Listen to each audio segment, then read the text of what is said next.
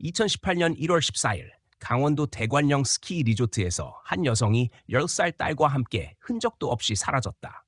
객실 312호에는 짐이 그대로 남아 있었고 침대 시트는 접힌 흔적도 없이 깔끔하게 정돈돼 있었다.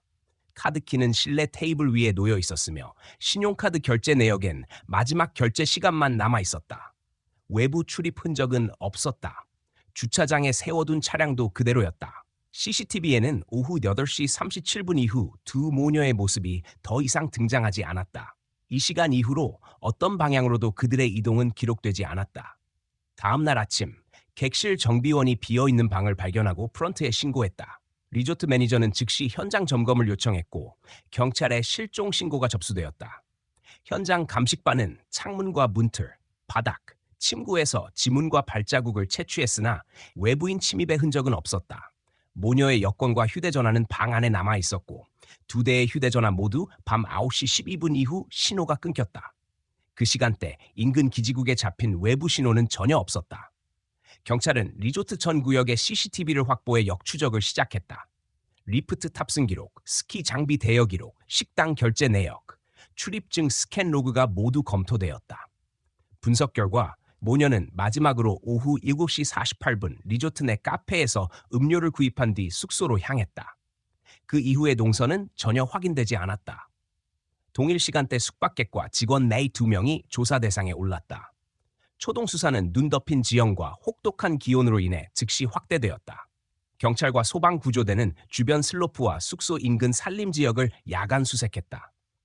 헬기 투입은 다음 날 새벽 5시에 시작됐다. 수색 반경은 리조트 중심부에서 반경 7km까지 확장되었다. 기상청 자료에 따르면 당시 기온은 영하 13도, 체감온도 영하 18도였다. 정상적인 복장으로는 장시간 생존이 불가능한 조건이었다. 사건 발생 24시간 이내에 특별수사본부가 설립되었다. 경찰청 광역수사대와 산악구조대, 군병력이 합류했다. 리조트 숙소 260실과 모든 부대의 시설이 통제되었고 투숙객 540명이 조사를 받았다. 실종자의 가족관계, 재산 상황, 심리 상태 등도 병행 조사 대상에 포함됐다. 남편 김재훈은 당시 자택에 머물고 있었고 발목 부상으로 병원 진단서를 제출했다. 경찰은 초기 단계에서 범죄 가능성과 실종 사고 가능성을 동시에 열어두었다. 1월 16일 사건 발생 이틀 후 리조트 슬로프 하단부에서 모녀의 스키 장비 일부가 발견됐다. 스키 스틱 한 쌍과 장갑, 그리고 아이의 모자가 눈 속에 묻혀 있었다. 위치는 공식 슬로프에서 약간 벗어난 지점이었다. 부패나 훼손 흔적은 없었고 눈 속에 깔끔하게 묻혀 있었다. 현장 감식 결과 주변에 발자국이 존재하지 않았고 설질 상태로 보아 사건 당일 밤이나 그 다음 새벽에 놓인 것으로 추정됐다. 범죄의 개연성이 급격히 높아졌다. 이 시점부터 수사는 단순 조난 실종이 아닌 실종 사건으로 전환되었다. 경찰은 리조트 내 근무 인원 126명의 신원과 출퇴근 동선을 전수 조사했고 수색 반경을 산악 지역까지 넓혔다.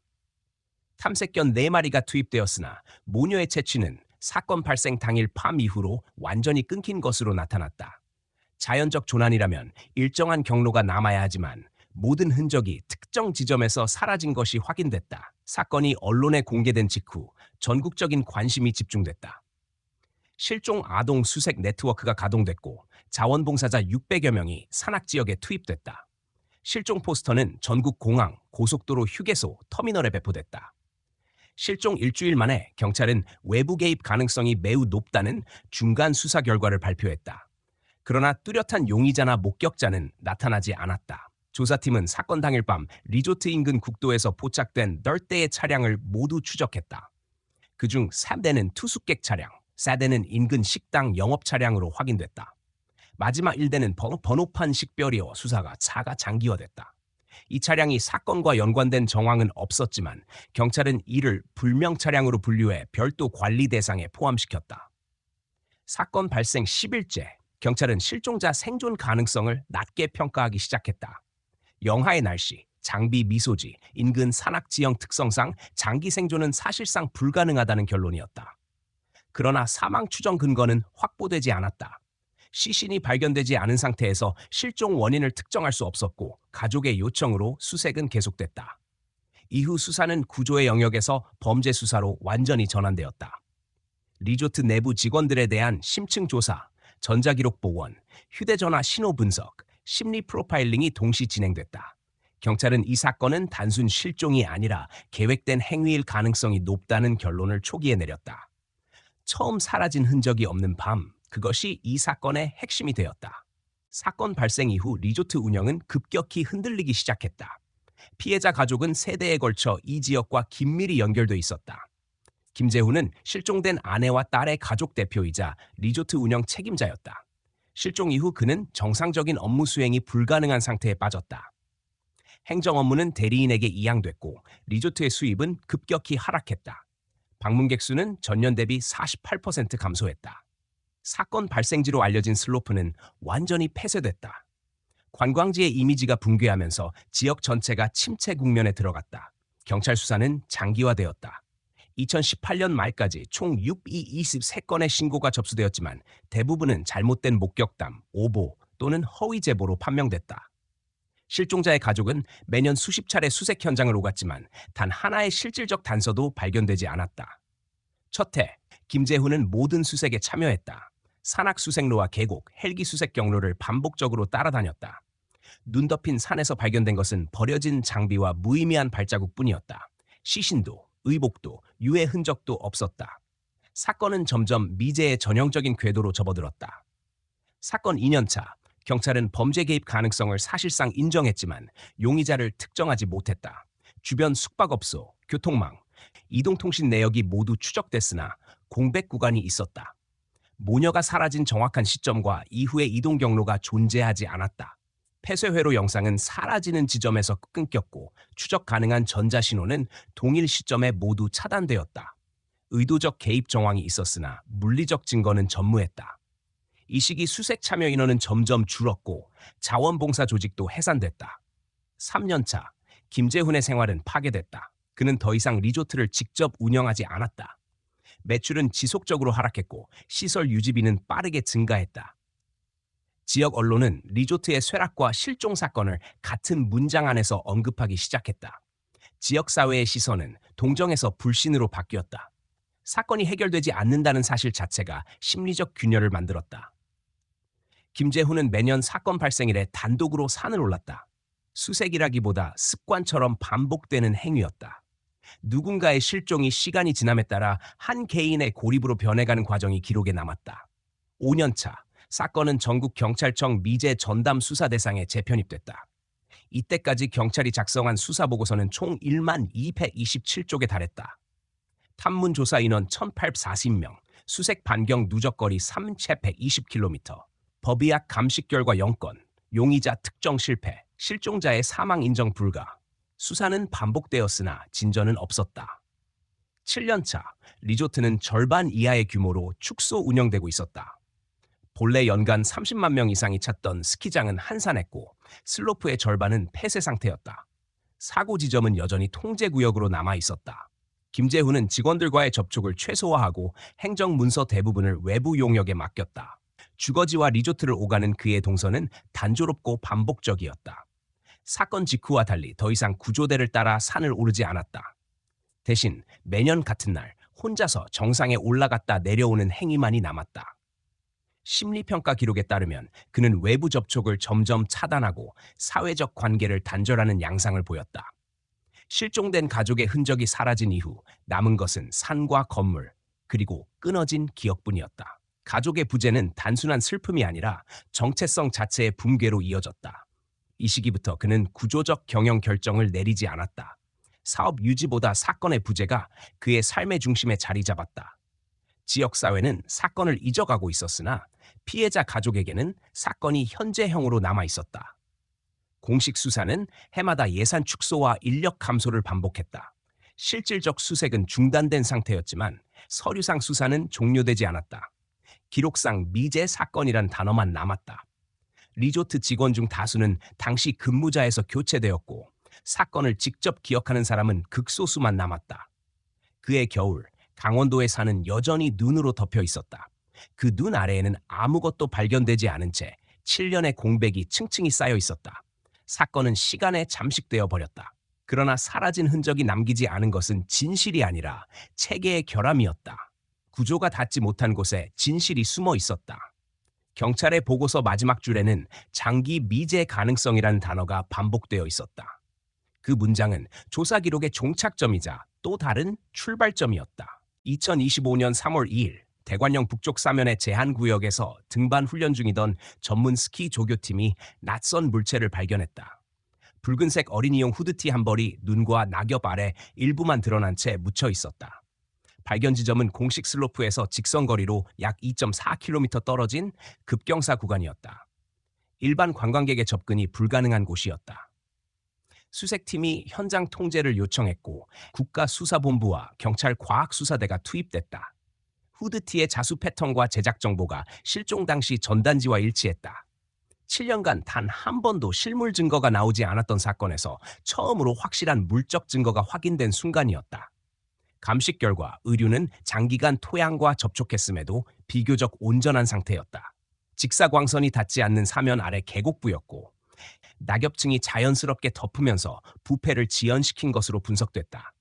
세탁 흔적이나 외부 이물질은 없었으며 실종 당일 착용했던 옷이라는 사실이 법의학 감정으로 확인됐다.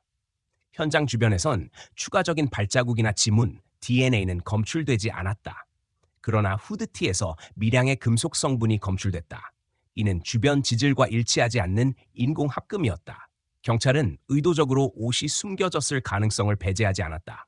같은 지점에서 약 22m 떨어진 곳에서 남성용 고급 방수 재킷이 추가로 발견됐다. 특수 봉제선, 비대칭 주머니 배열, 맞춤 제작으로 추정되는 세부 디자인이 특징이었다. 이 재킷은 리조트나 인근 상점에선 판매된 기록이 없었다. 수사팀은 재킷이 사건 당시 범행과 직결될 가능성이 높다고 판단했다. DNA 채취가 즉시 진행됐지만 보관 상태와 시간 경과로 인해 유효한 생체 자료는 거의 확보되지 않았다. 다만 일부 섬유층에서 미량의 단백질 흔적이 발견됐다. 국가수사본부는 즉시 사건을 장기 미제 특별 재수사 대상으로 재편성했다.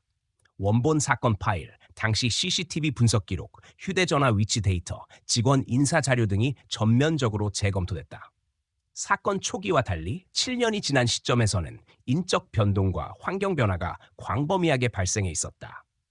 다수의 초기 증거물은 이미 보존 기간을 넘겨 폐기됐고 초기 수사 인력의 상당수가 교체되어 있었다. 새로운 수사팀은 기존 기록을 기계적으로 반복 검토하는 방식 대신 단일 증거 지점을 중심으로 한 역추적 전략을 수립했다. 발견 지점은 기존 수색 경로에서 벗어난 곳이었다. 2018년 수색 당시 접근이 제한됐던 구간으로 낙석과 설사면 붕괴 위험 때문에 수색 우선순위에서 제외돼 있었다. 이 결정이 7년간 단서를 놓치게 만든 구조적 허점으로 지적됐다. 수사본부는 이 지역을 중심으로 반경 3km 수색 작전을 즉시 재개했다. 군 병력과 드론, 열감지 장비가 투입됐다. 이 소식이 언론에 보도되자 전국적 관심이 다시 집중됐다. 장기 미제 사건에서 실물 증거가 등장하는 일은 드물었다. 실종 당시 배포됐던 전단지의 붉은 후드티는 지역사회가 기억하고 있는 상징적 이미지였다. 후드티가 실제로 발견되었다는 사실은 사건의 성격을 완전히 바꾸었다.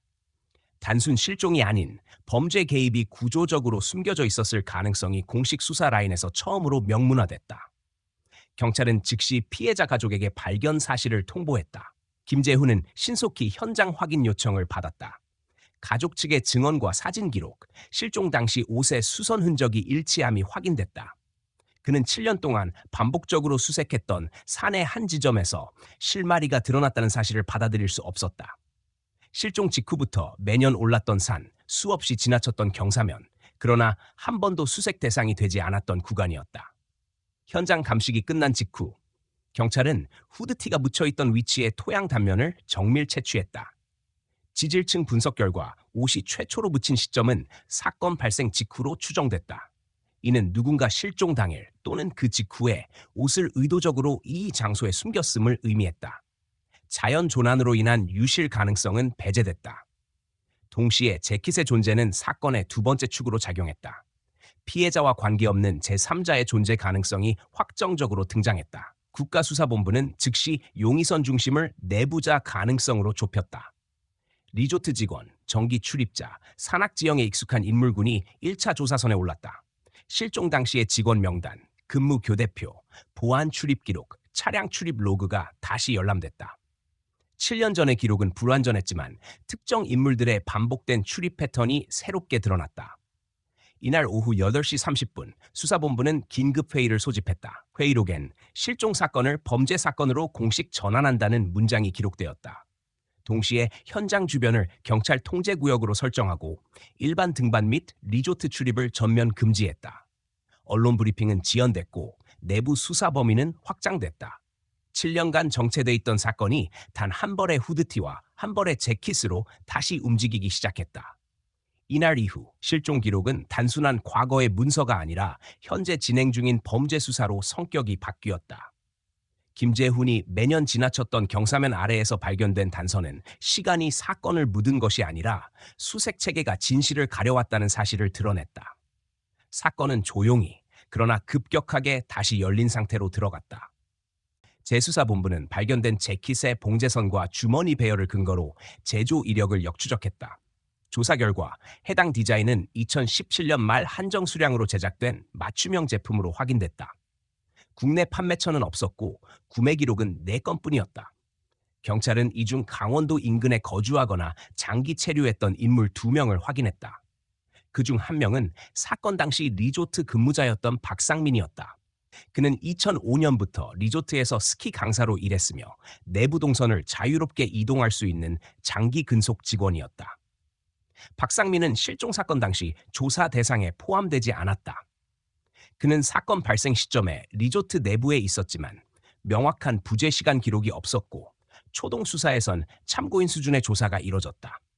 수사팀은 그가 당시 리프트 운행 점검 업무 중이었다는 동료 진술을 근거로 심층 조사에서 제외했었다. 그러나 7년이 지난 현재 재킷 구매 이력과 그의 근무 기록이 교차되면서 사건의 중점 인물로 재부상했다. 경찰은 리조트의 오래된 내부 자료를 확보해 박상민의 근무 패턴을 분석했다. 2015년부터 2018년 사이 그는 야간 근무 비중이 비정상적으로 높았다. 새벽 시간대 리조트 시설 점검, 슬로프 안전 관리, 장비 정비 등을 이유로 광범위하게 내부 구역을 출입했다. 출입 기록 로그는 불완전했지만 GPS 위치 데이터와 보안 카메라 잔존 프레임을 통해 확인된 동선은 사건 발생일과 겹치는 부분이 다수 존재했다. 재수사팀은 또 다른 이상점을 발견했다. 실종 이전 몇 년간 그가 맡은 강습 반의 학생 구성 비율에서 여학생이 80% 이상을 차지했다는 사실이었다. 당시 리조트 강습 프로그램은 무작위 배정이 원칙이었으나 박상민의 반에는 특정 조건이 집중적으로 모여 있었다. 이 수치는 다른 강사들에 비해 현저히 높았다. 수사팀은 이 편차를 단순 우연으로 보지 않았다. 보관되어 있던 장비 창고 자료에서도 이상 정황이 발견됐다. 경찰은 리조트 폐쇄구역 창고에서 오래된 스키 부츠 여러 켤레를 회수했는데 그중 일부에는 정교하게 가공된 소형 렌즈형 장치가 부착되어 있었다. 장치는 전원부와 SD카드 슬롯이 있는 맞춤형 녹화 장치였다. 렌즈는 부츠 윗면을 향하고 있었고 착용자의 시선이 아닌 외부 관찰을 위한 각도였다. 장비 외부에는 아무런 표시도 없었다. 감식 결과 이 장치는 일반 상용 제품이 아니라 맞춤 제작된 형태였다. 박상민의 개인 사물함에서도 비슷한 부품이 발견됐다. 손상된 렌즈와 조립 중이던 회로판, 카드 리더기, 전선 조각 등이 들어있었다. 수사팀은 이 자료를 근거로 장기간의 비밀 촬영 정황을 확보했다. 사건 발생 당시 리조트는 외부 보안 점검이 느슨했고 개인 장비 반입에 대한 제재가 거의 없었다. 구조적으로 은폐가 가능한 환경이었다. 재수사본부는 박상민의 사생활 기록도 병행 조사했다. 통신 기록, 인터넷 접속 이력, 금융거래 내역이 모두 압수수색 대상에 올랐다. 분석 결과 2016년부터 2018년 사이 그가 특정 암호화 플랫폼에 반복적으로 접속한 흔적이 확인됐다. 이는 불법 영상 거래에 사용되는 네트워크와 일치했다. 수사팀은 이를 사건의 구조적 동기 가능성으로 연결했다. 수사는 내부자 개입 가능성을 핵심 축으로 전환했다. 박상민은 사건 발생 전후의 시간대에 제한구역을 자유롭게 출입할 수 있었고 피해자와 가족을 오래전부터 알고 있던 인물이었다. 무엇보다 사건 현장에서 발견된 재킷이 그의 소유였을 가능성이 높았다. 하지만 7년의 시간이 지나며 법적 증거가 소실되고 있었다. 결정적인 물증 확보가 필요했다. 경찰은 동시에 당시 리조트 직원 명단을 다시 추적했다. 실종 사건이 있었던 주말 근무자 126명 가운데 14명이 현재까지 동일 업계에 종사하고 있었다. 그중 다수는 기억이 희미했지만 일부는 박상민의 비정상적인 야간 이동을 목격했다고 진술했다. 수사팀은 이 진술을 교차 검증해 그의 동선이 사건 현장 주변과 겹치는 구간을 재구성했다. 재수사가 진행되는 동안 피해자 가족의 반응은 냉정하게 기록되었다. 김재훈은 모든 조사에 협조했지만 감정을 드러내지 않았다. 그는 이미 오랜 시간 동안 이 산과 사건에 갇혀 있었다. 7년 동안 반복된 수색의 무력감이 깊이 침착된 상태였다. 사건이 단순 실종이 아닌 계획적 개입으로 구체화되는 과정은 빠르게 진행됐다. 후드티와 재킷은 우연의 산물이 아니라 설계된 흔적이었다. 경찰 기록에는 이 사건은 내부 동선을 잘 아는 인물의 개입 가능성이 높다는 문장이 명확히 기재되었다. 그리고 그 중심에 박상민이라는 이름이 올라가기 시작했다. 이 시점부터 수사 방향은 단 하나로 집중됐다. 실종된 소녀의 흔적과 7년간 방치되어 온 범행 구조의 실체가 겹쳐지기 시작했다. 산의 경사면 아래 묻혀있던 옷은 증거였고 구조의 허점은 범인의 도피 통로였다. 사건은 조용히 그러나 결정적으로 특정 인물을 향해 수렴하고 있었다. 박상민의 이름이 용의선상에 오르자 수사는 공개 단계에서 비공개 추적 단계로 전환됐다. 경찰은 그를 직접 조사하지 않고 장기 관찰을 시작했다. 휴대전화 위치 추적, 금융거래 감시, 출퇴근 동선 기록이 모두 실시간으로 수집됐다. 박상민은 현재도 대관령 인근의 소규모 스키 교습소에서 강사로 근무하고 있었다.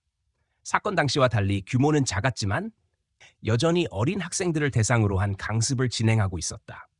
그의 생활 패턴은 일정했고 정기적인 산행과 야간 이동이 반복되고 있었다. 수사팀은 그의 거주지 인근을 은밀히 감시했다. 단층 주택 형태의 건물에는 외부인 출입이 거의 없었다. 주기적으로 전력 사용량이 급증하는 시간대가 있었고 창문과 출입문은 외부 차단 필름으로 가려져 있었다.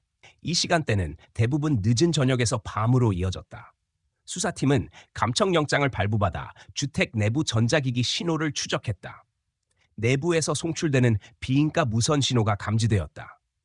경찰은 동시에 피해자 신원 데이터베이스와 미확인 청소년 정보망을 교차 분석했다. 박상민이 3년 전부터 17세 여학생을 입양해 함께 살고 있다는 사실이 드러났다. 소녀의 출생 기록과 가족관계 등록은 존재했지만 실제 혈연 관계는 아니었다.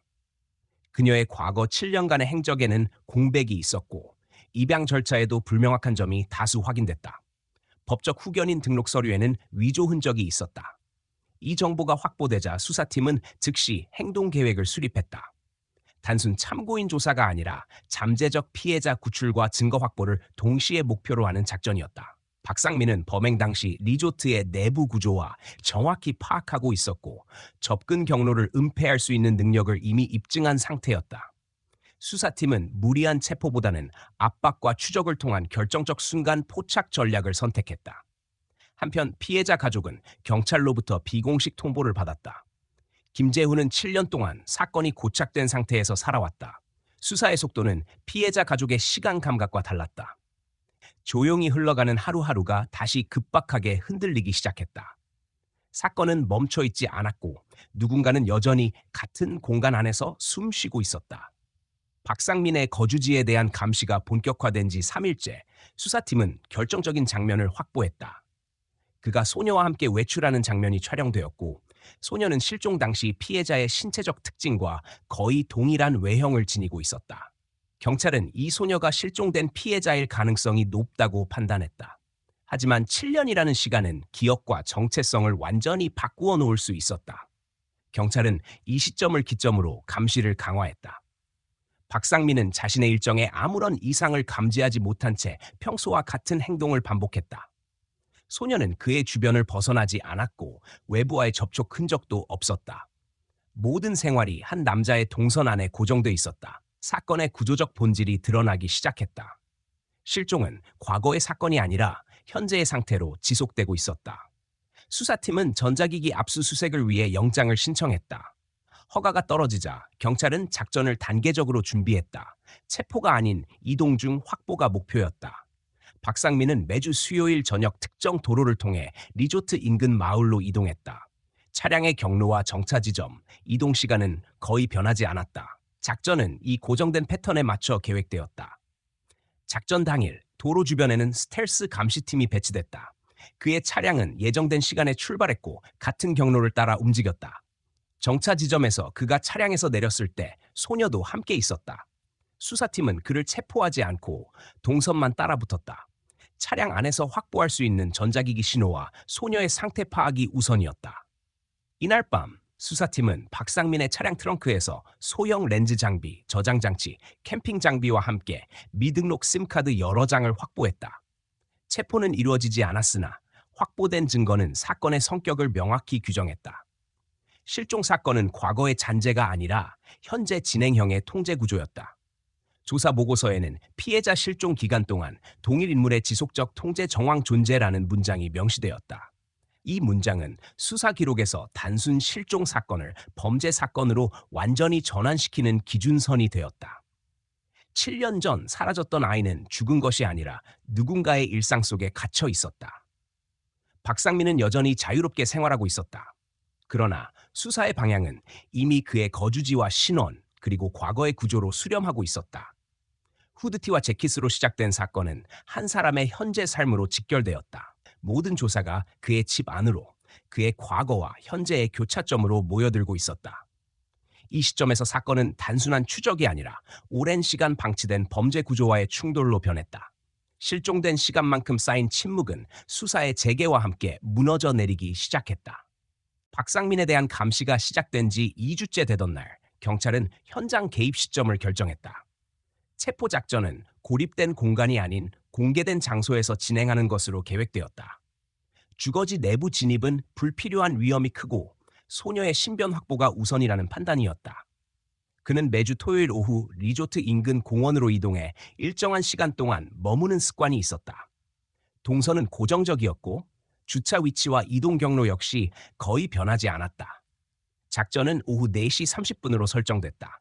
현장에는 사복 경찰 12명이 배치되었고 주변 CCTV는 모두 실시간으로 통제되었다. 공원 입구와 출구에는 검문팀이 대기했고 소녀와의 동선 분리가 가능하도록 신속 대응팀이 2겹으로 배치됐다. 작전 지휘부는 명확한 목표를 제시했다. 피의자 제압, 피해자 확보, 불필요한 접촉 최소화, 차량이 예측 시간에 맞춰 도착했다. 피의자는 소녀와 함께 차에서 내려 공원 내 산책로로 진입했다. 주변에는 일부 행락객이 있었으나 인원은 적었다. 지휘본부는 차량 접근을 차단하고 외부 경로를 봉쇄했다. 공원은 일시적으로 폐쇄되었고 피의자는 자신이 포위된 사실을 전혀 인지하지 못한 상태야. 작전 시작 4분 후 제1차 팀이 소녀를 확보했다. 접근은 빠르고 조용하게 이루어졌다. 소녀는 상황을 인식하지 못한 채 제압팀의 보호 아래 차량 뒤편으로 이동됐다. 피의자는 소녀의 이탈 사실을 인지했을 때 이미 외곽이 봉쇄된 상태였다. 도주 시도는 없었고 현장 제압은 예상보다 수월하게 진행됐다. 체포는 오후 4시 38분에 완료되었다. 현장에서 별다른 저항은 없었다. 소녀의 신원 확인은 즉시 진행됐다. 지문 대조 결과 2018년 실종 신고된 피해자와 일치했다. 7년 만에 발견된 신원 확인이었다. 소녀는 외부 상황에 대한 인식이 단절된 상태였고 경찰의 접근에 대해 극도의 긴장 반응을 보였다. 말이나 행동보다는 무반응에 가까운 상태였다. 긴급 의료 인력이 현장으로 투입돼 1차 심리 안정 처치가 진행됐다. 경찰은 피의자를 즉시 연행하지 않고 차량 및 거주지 수색을 병행했다. 소녀의 안전 확보와 동시에 결정적 물증 확보가 필요했기 때문이다. 주거지에서는 고성능 저장 장치, SD카드 수십 장, 변조된 신분증, 가공된 영상 장비들이 발견됐다. 각 장치에는 7년 동안 촬영된 수많은 영상 파일이 저장돼 있었다. 리조트 강습생, 일반 관광객, 피해자에 대한 장기적 촬영 기록이 체계적으로 분류되어 있었다. 수사팀은 이 자료들을 확보하는 동시에 피의자의 진술 거부에 대비해 증거 확보 절차를 강화했다. 저장 장치의 복제, 포렌식 봉인, 암호화 복원 절차가 동시에 진행됐다. 특히 피해자와 관련된 파일들은 시간대별로 정리돼 있었고 실종 이후부터 현재까지의 기록이 끊김없이 이어져 있었다. 사건이 단 한 번도 중단된 적이 없음을 보여주는 정황이었다.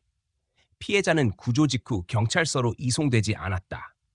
보호시설이 아닌 의료기관으로 직행했다. 심리적 반응이 정상 범위를 벗어나 있었고 외부 자극에 대한 회피 반응이 뚜렷했다. 병원 측 심리의료진은 즉시 장기 트라우마 치료가 필요하다는 소견을 제출했다. 피해자가 10세에서 17세가 되는 동안 외부와 단절된 환경에서 지속적인 통제를 받았다는 점이 명확히 드러났다. 사건의 특성상 초기 조사에서 피해자 진술은 확보되지 않았다. 진술 확보보다 상태 안정이 우선순위로 설정됐다. 수사팀은 피해자와 피의자의 관계 형성 과정이 단기간이 아니라 오랜 시간에 걸쳐 구축되었다는 점에 주목했다. 단순 납치가 아니라 체계적 고립과 심리적 통제 구조가 작동하고 있었다. 피의자 박상민은 체포 직후 진술을 거부했다. 수사팀은 예상된 반응이라 판단하고 전자증거 확보를 통해 신병 구속을 우선 추진했다. 사건은 이미 물증 단계에서 상당 부분이 입증 가능한 상태였고 피해자 신원 확인만으로도 범죄 구조 전체를 재구성할 수 있는 기반이 마련됐다. 사건 재구성은 빠르게 진행됐다. 2018년 실종 이후 피해자는 리조트 주변 지역에서 벗어나지 않은 채 장기간 은폐돼 있었다. 피의자는 실종 직후 사건 현장 부근에 피해자의 옷을 고의로 숨기고 허위의 흔적을 남겼다.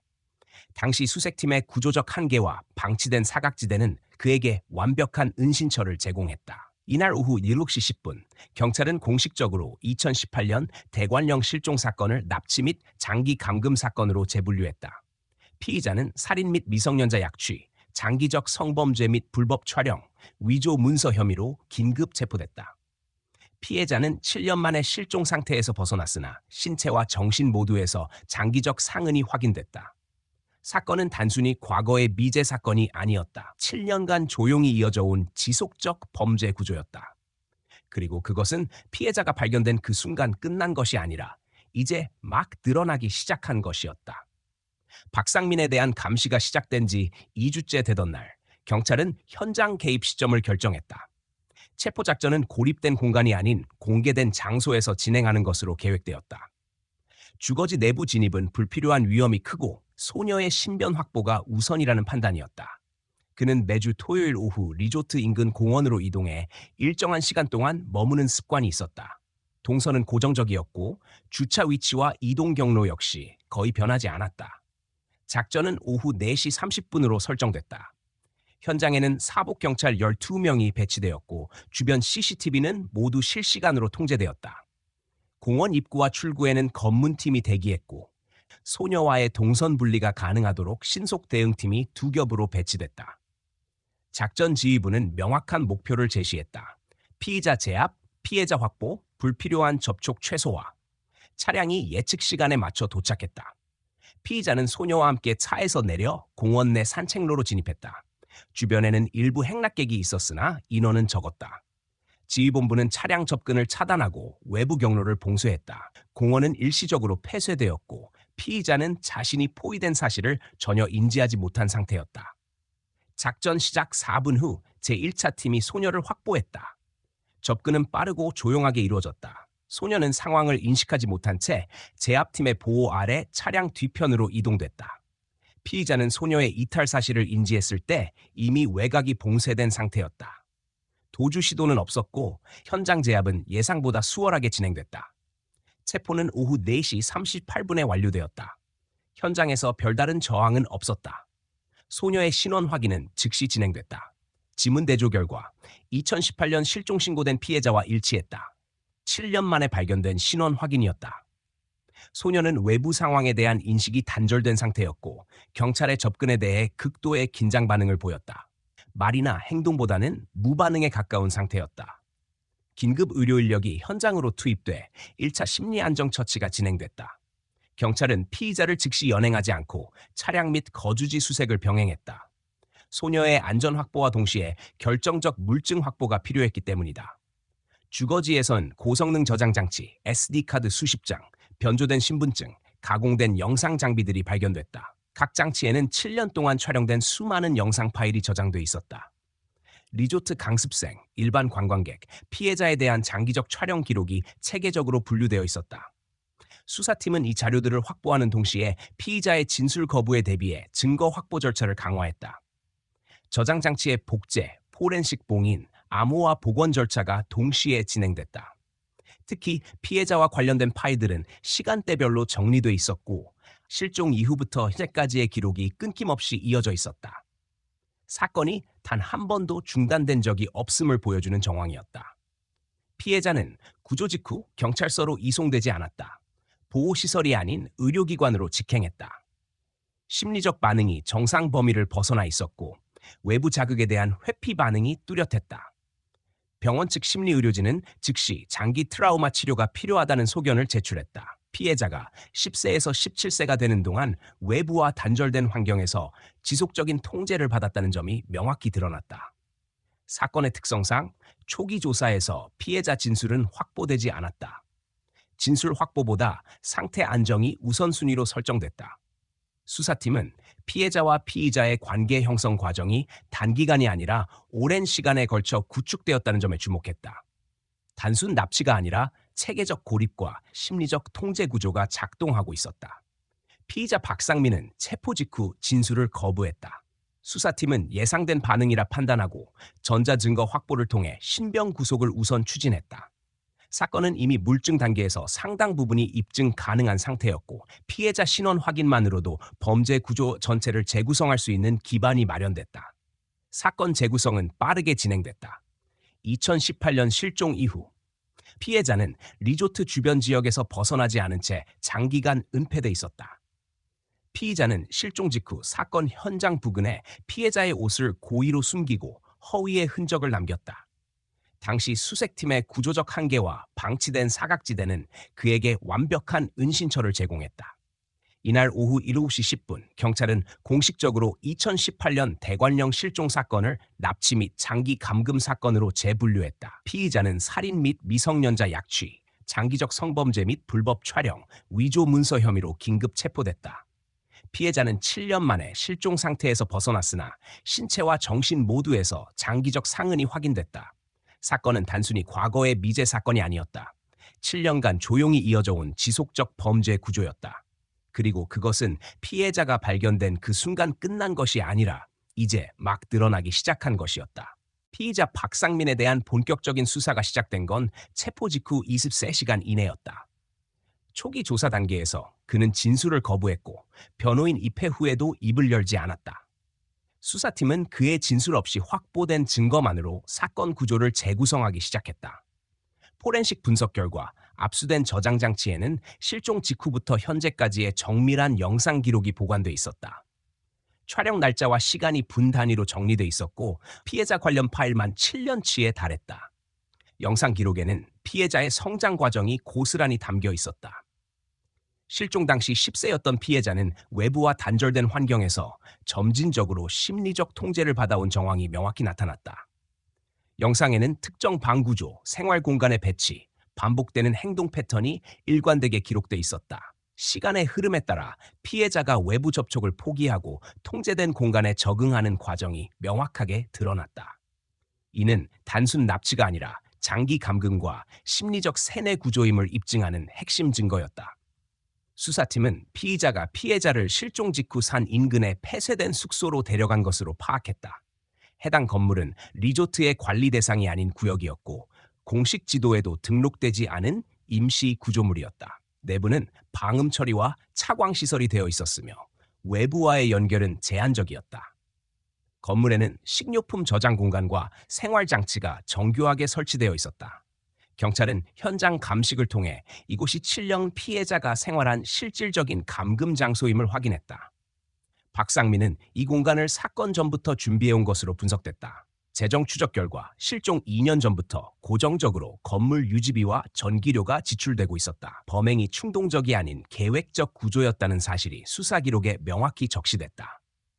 범죄의 출발점은 2018년 1월의 실종이 아니라 그보다 이전에 이미 형성된 구조적 준비였다. DNA 분석 결과 현장에서 피해자의 유전자와 피의자의 유전자가 동시에 검출됐다. 이 결과는 피해자가 7년간 동일한 공간에서 생활했음을 과학적으로 입증했다. 또한 피의자가 해당 공간을 범행의 중심지로 활용했음을 명확히 보여주는 근거였다. 사건의 법적 성격은 단순 납치에서 중대한 강력범 격상됐다.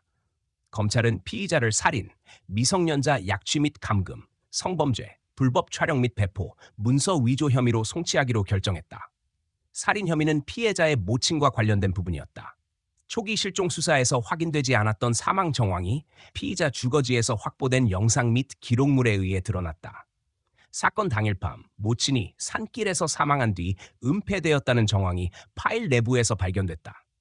피해자의 진술은 여전히 확보되지 않았다.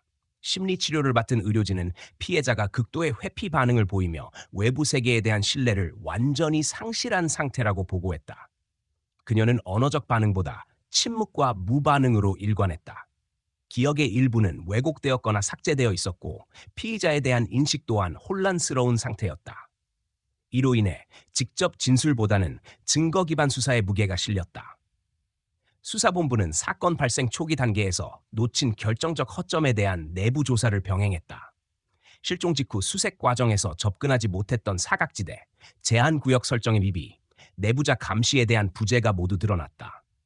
수색망의 공백은 범죄자의 은신처가 되었고 장기 범행의 기반이 되었다. 이는 단순한 개인 범죄가 아니라 제도적 취약성이 범죄를 가능하게 만든 구조적 사건으로 해석되었다. 여론의 반응은 격렬했다. 전국적으로 알려진 실종 사건이 사실상 리조트 내부자의 계획 범죄로 밝혀지면서 지역사회 전체가 충격에 빠졌다.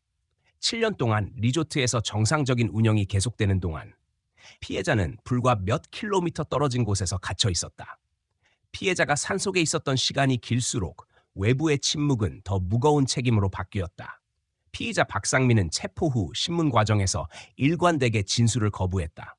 변호인은 심리적 불안정과 과거 정신질환 이력을 언급했지만 수사팀은 범죄의 계획성과 치밀함을 근거로 이를 배척했다. 재판 전 구속기간 동안 그의 생활 기록, 통신 내역, 거래 내역이 모두 조사 대상이 됐다. 이 사건은 단순히 한 명의 범죄자와 한 명의 피해자로만 구성되지 않았다. 범죄는 조용히 구조 안에서 자라났고 아무도 그 침묵을 깨지 않았다. 실종이 범죄로 드러난 순간 피해자와 가해자 사이의 7년은 증거이자 고발이었다. 수사는 증거로 사건을 재구성했고 사회는 그 7년의 공백을 마주해야 했다. 시간이 사건을 잊게 만든 것이 아니라 제도가 사건을 가려왔다. 그리고 지금 진실은 처음부터 그 자리에 있었다는 사실이 서서히 드러나고 있었다. 피의자 박상민은 체포 후 6개월간 구속 상태에서 조사를 받았다. 수사 초기부터 진술을 거부했고 재판 과정에서도 입장을 바꾸지 않았다. 법원은 그의 진술 태도와 상관없이 방대한 물증과 포렌식 자료, 피해자 신원 확인 결과를 근거로 범죄 사실을 인정했다.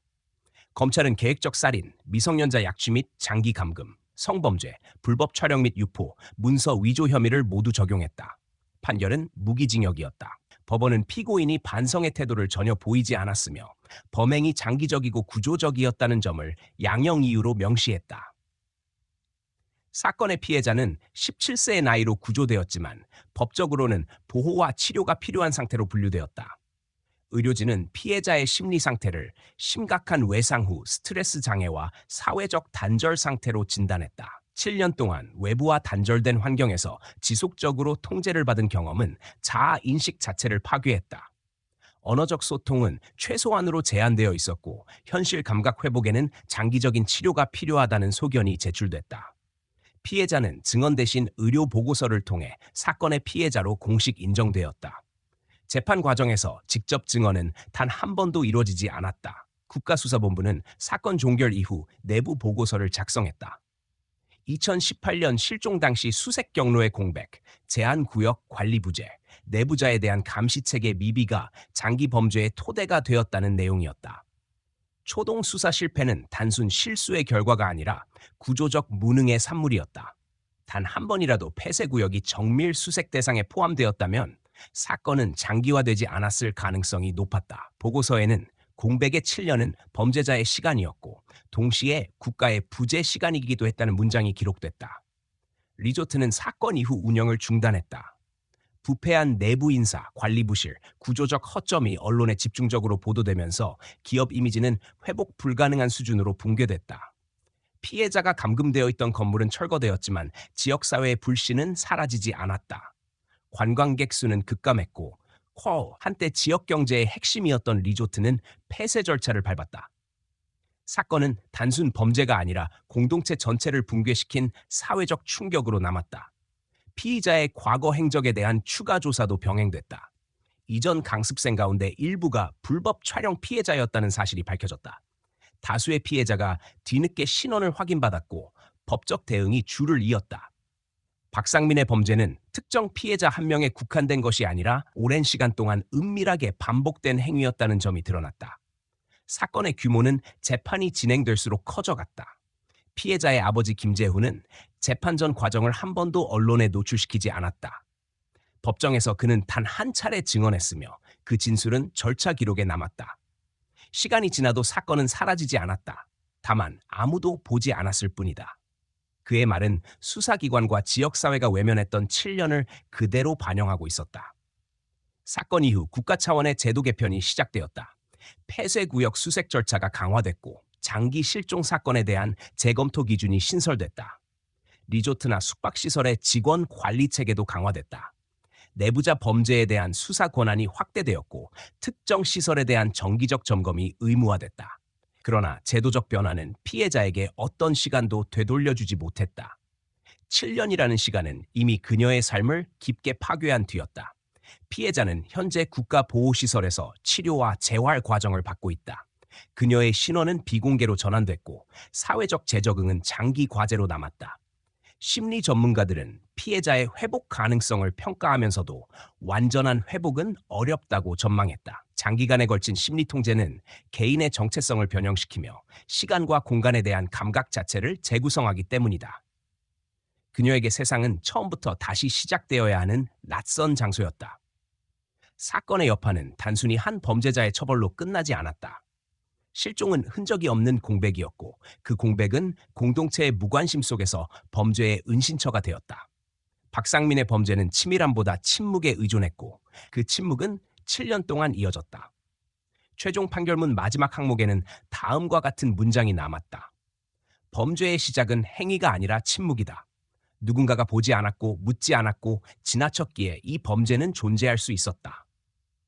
이 사건은 범죄가 한 사람의 악의로만 만들어지는 것이 아니라 공동체의 균열과 무관심 위에 자라날 수 있음을 증명했다. 법적 판결은 끝났지만 피해자가 잃은 시간은 되돌릴 수 없었고 지역사회가 잃은 신뢰 역시 복구되지 않았다. 사건의 기록은 단순한 범죄 기록이 아니라 구조적 실패의 증거로 남았다. 그리고 그 증거는 시간이 흘러도 사라지지 않는다. 이제 대관령의 산은 조용하다. 그러나 그 고요는 안도감이 아니라 오래 지속된 침묵의 잔해다. 7년의 어둠은 한 사람의 범죄자가 아니라 모두가 외면한 결과였다. 그리고 그 침묵이 만든 대가는 법정의 판결보다 오래 남게 되었다. 여러분, 오늘 이야기를 끝까지 들어주셔서 진심으로 감사합니다. 이 사건은 단순한 범죄가 아니라 우리 사회의 침묵과 무관심이 어떤 결과를 낳을 수 있는지 보여주는 하나의 경고이기도 합니다. 누군가의 사라짐이 오랫동안 방치될 때 그 공백 속에서 어떤 일이 벌어질 수 있는지 우리는 다시 한번 마주하게 됩니다. 범죄는 때로 한 사람의 악의로만 이루어지지 않습니다. 그것은 주변의 방심, 제도의 틈, 그리고 사회의 침묵이 겹쳐 만들어진 결과일 때가 많습니다. 여러분은 이런 상황에서 우리는 무엇을 다르게 할 수 있다고 생각하시나요? 개인의 책임과 공동체의 역할 사이 그 경계는 어디에 있을까요? 어쩌면 이런 질문에는 정답이 없을지도 모릅니다. 하지만 바로 이런 질문을 던지는 것에서부터 변화가 시작될 수 있다고 믿습니다. 여러분의 생각과 느낌을 댓글로 남겨주세요. 각자의 시선과 목소리가 모여야만 우리가 이런 현실을 더 깊이 바라보고 더 나은 방향을 찾을 수 있을 것입니다. 함께 생각하고 함께 나누는 시간이 되기를 바랍니다. 감사합니다.